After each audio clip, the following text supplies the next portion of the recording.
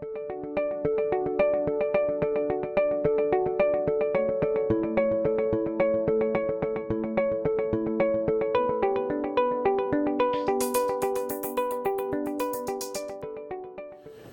is the patient that inspires me the most. IV therapy affects almost every patient admitted to the hospital. Current literature states 90% of all hospitalized patients will get some type of vascular access device.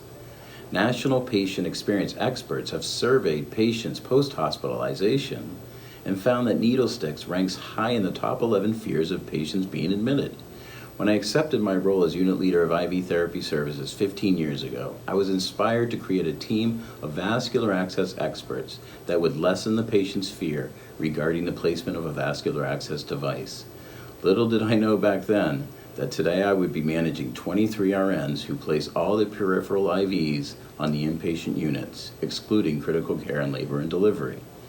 With our current model, our patient satisfaction scores have gone up. Pump occlusion alarms are minimized. Our first stick success rate is above 90%. We are seeing patients early in their stay, assessing their vasculature, and making recommendations. We are using the best of class medical devices on all the lines we insert, assuring we are protecting them from early catheter failure. Our patients are receiving better care as it relates to their IV experience, which truly inspires me to continue doing what inspired me from day one, and that is the patient.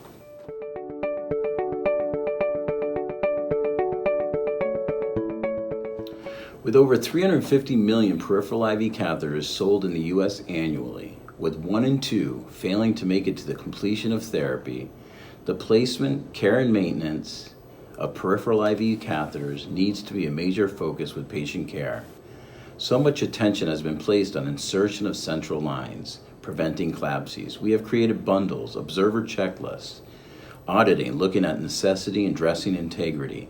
We place medical devices that protect central venous catheters, CHG dressings, discs, boarded securement dressings, mechanical securement devices, gum mastic, alcohol-impregnated caps, right down to impregnated catheters.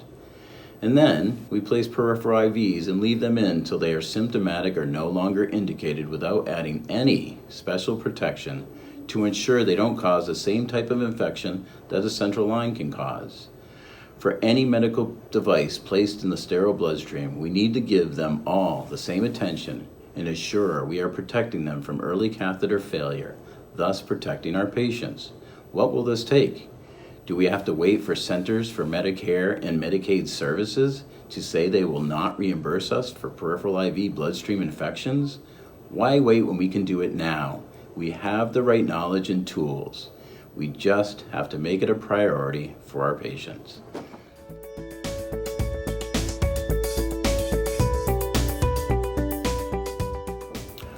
Over my 24 years of nursing, I have seen so much change. From paper charting to documentation in the electronic medical record, the push to decrease length of stay, introduction of specialized teams such as case coordination to support patients' transition from the acute care setting to next level of care.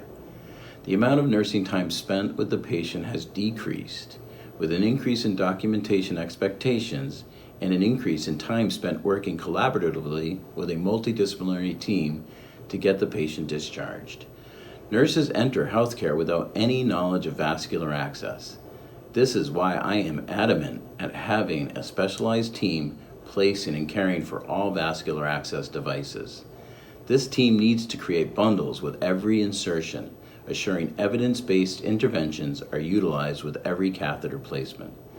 The best-in-class IV devices need to be utilized on patients who plan on having their vascular access devices in for longer than 24 hours. Right catheter length, bordered dressing, CHG, CHX impregnated dressing, anti-reflux needleless connector, gum mastic for dressing adherence. This team needs to be recognized as an integral member of the patient's interdisciplinary team, and any interventions or recommendations need to be incorporated into their plan of care.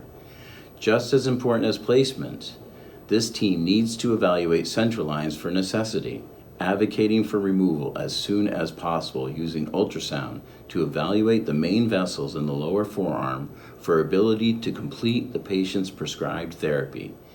These recommendations should be the new standard of care, as it will result in better patient outcomes, especially with a reduction in patient harm.